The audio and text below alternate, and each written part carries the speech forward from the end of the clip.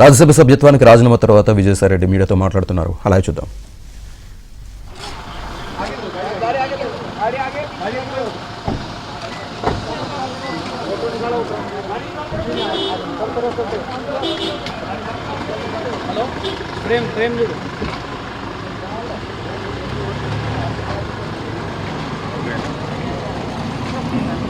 మీరు అడిగేదానికి జవాబు చెప్తాను.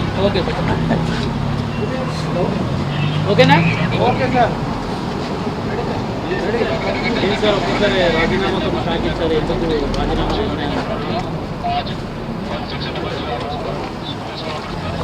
పూర్తిగా వ్యక్తిగత కారణాల వల్ల నా యొక్క రాజ్యసభ సభ్యత్వానికి ఇంకా 3.5 సంవత్సర కాలం ఉన్నప్పటికీ కూడా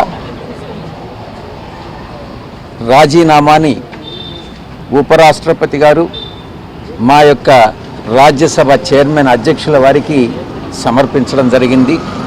ఆయన ఆ రాజీనామాను ఆమోదించడం కూడా జరిగింది.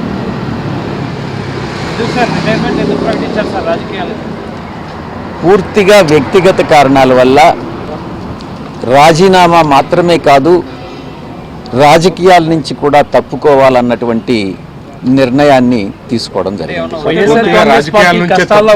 వైఎస్ఆర్ కాంగ్రెస్ పార్టీ కష్టాల్లో ఉన్న సమయంలో మీరు పార్టీని వదిలేసి వెళ్ళిపోయారనే విమర్శలు కూడా వస్తున్నాయి. వైఎస్ఆర్ కాంగ్రెస్ పార్టీ 2019 ఎన్నికల్లో 151 స్థానాలు సాధించుకున్నది. 2024 ఎన్నికల్లో 40% ఓటింగ్ సాధించుకున్నది. జగన్మోహన్ రెడ్డి గారు అత్యంత ప్రజాదరణ కలిగినటువంటి నాయకులు.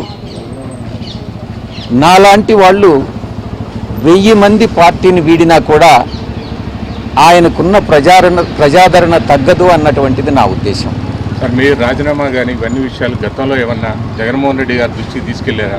లేదు నేను వ్యక్తిగత కారణాలతో రాజీనామా చేయాలనుకుంటున్నాను అనేటువంటి అంశాన్ని మీ పార్టీలో ఉన్న ముఖ్యులకు కానీ జగన్ గారి దృష్టికి కానీ తీసుకువెళ్ళారా?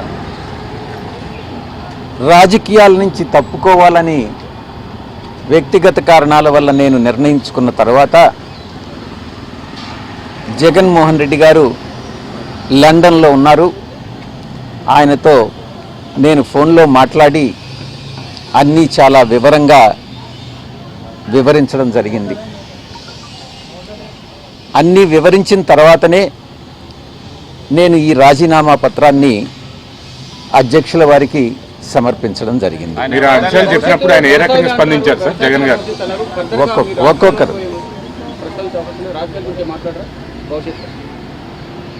భవిష్యత్తులో ఒక్కసారి రాజకీయాల నుంచి తప్పుకున్న తర్వాత రాజకీయాల గురించి మాట్లాడడం అన్నటువంటిది సమంజసం కాదేమోనని నా ఉద్దేశం.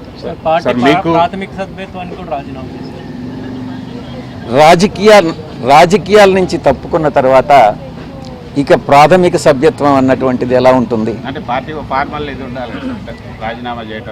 వెళ్ళిన తర్వాత రాజీనామా సమర్పించడం జరుగుతుంది. ఒక ప్లాన్ ప్రకారం జరుగుతుంది అనేది ఒక విమర్శ వస్తుంది. గతంలో టీడీపీ నుంచి ఎంపీలు బీజేపీకి వెళ్ళారు. అలాగే విజయసాయి రెడ్డి రాజీనామా చేసిన తర్వాత అలాగే వైసీపీ వాళ్ళు వెళ్ళిన తర్వాత బీజేపీలో చేరతారని ప్రచారం జరుగుతుంది. నేను బీజేపీలో చేరతానని గతంలో ఏదైతే టీడీపీ వాళ్ళు మీరు కూడా బీజేపీలోకి వెళ్తారనేటువంటి ప్రచారం కూడా జరుగుతుంది. రాజీనామా చేశారు, ఆయనకు బీజేపీ టికెట్ మళ్ళీ బీజేపీ ఆయన ప్లేస్ ని రీప్లేస్ చేసింది, ఆయనకే ఇచ్చింది. అంటే బీజేపీ రాజీనామా చేశారు, మీకు కూడా అట్లాంటిది వస్తుంది అనేది చర్చ నడుస్తుంది. నా సుదీర్ఘ రాజకీయ జీవితంలో నాకు తెలిసి నేను ఏ రోజు అబద్ధాలు చెప్పలేదు. ఒక హిందూ ధర్మాన్ని నమ్మినటువంటి వ్యక్తిగా, వెంకటేశ్వర స్వామిని నమ్ముకున్నటువంటి వ్యక్తిగా నేను అబద్ధాలు చెప్పను, అలా చెప్పుతాను అని ఎవరైనా నమ్మినట్లయితే అది మీ యొక్క విజ్ఞతకే వదిలేస్తున్నాను.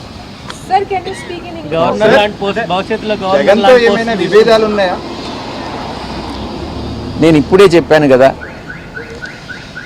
జగన్ గారు ఈరోజు కాదు 4 దశాబ్దాలుగా 3 తరాలుగా రాజారెడ్డి గారి దగ్గర నుంచి, రాజశేఖర రెడ్డి గారి నుంచి ఈరోజు జగన్మోహన్ రెడ్డి గారి వరకు 3 తరాలుగా ఆ కుటుంబంతో సన్నిహిత సంబంధాలు ఉన్నటువంటి వ్యక్తిగా నేను ఒక్కటే చెప్తా ఉన్నాను, ఈ జీవిత కాలంలో ఏ రోజు కూడా ఆ కుటుంబంతో విభేదాలు అన్నటువంటివి రావు, ఇంతవరకు లేవు, భవిష్యత్తులో కూడా వచ్చేటటువంటి అవకాశం లేదు. మీకంత సుదీర్ఘ అనుభవం ఉంది. అక్రమాస్తుల కేసులో మీరు కూడా ఉన్నారు అందులో కేసులు. సో ఈ కేసులకు సంబంధించినటువంటి వ్యవహారంలో బీజేపీ కానీ ఇతర పార్టీల నుంచి వస్తున్నటువంటి ఒత్తిడి వల్ల ఇటువంటి నిర్ణయం తీసుకున్నారనేటువంటి చర్చ కూడా జరుగుతుంది. ఏ అక్రమ ఆస్తుల కేసు?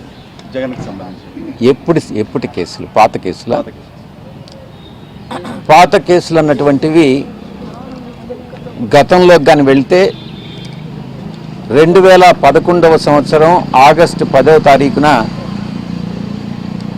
ఎఫ్ఐఆర్స్ ఫైల్ చేయడం జరిగింది. 2011 అప్పట్లో ఎన్నో ఆశలు పెట్టినా చూపించినా కూడా, నన్ను అప్రూవర్గా మారమని ఎంత బలవంత పెట్టినా కూడా, దైవాన్ని నమ్ముకున్నటువంటి ఒక వ్యక్తిగా, ఆ కుటుంబానికి సన్నిహిత సంబంధాలు కలిగినటువంటి వ్యక్తిగా నేను అప్రూవర్ కావడానికి నిరాకరించాను.